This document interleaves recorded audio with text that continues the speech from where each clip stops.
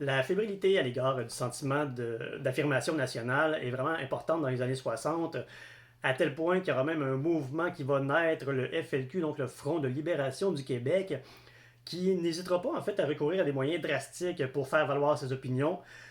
Quel genre de moyens drastiques? Ben, ils vont cibler des symboles de domination anglophone, que ce soit des institutions militaires par exemple, des statues qui commémorent les grands événements, les grandes conquêtes, aussi par exemple des boîtes aux lettres qui font partie du service postal qui est d'ordre fédéral, donc anglophone, et ils vont tenter de démolir ces symboles-là en posant des bombes.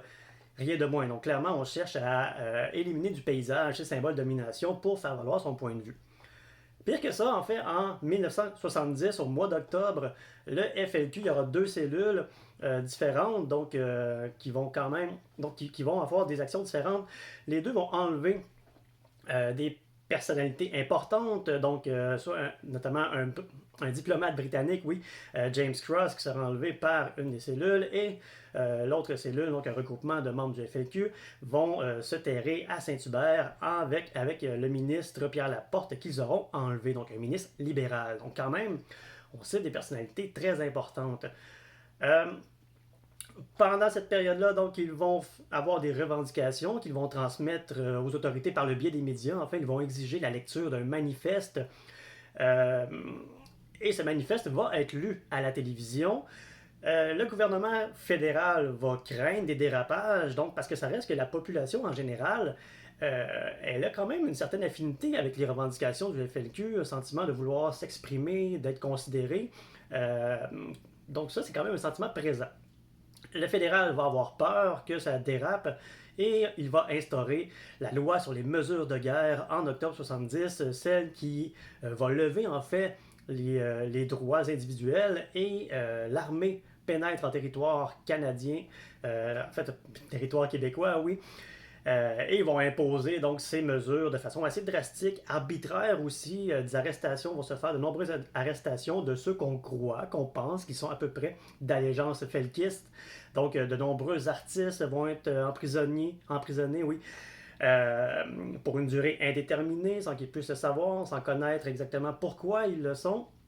Ce sera assez troublant comme situation. Cela dit, c'est une histoire qui va mal se terminer. Le ministre Laporte va être retrouvé assassiné dans le coffre d'une voiture.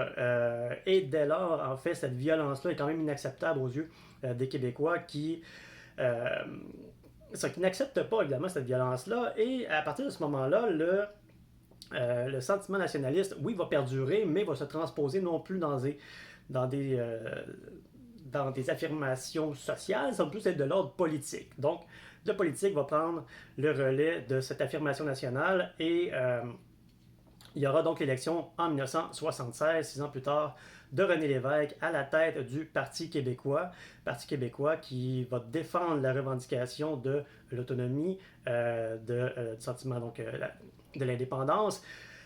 Indépendance qu'il va tenter d'atteindre dès 1980 avec le premier référendum sur la souveraineté du Québec.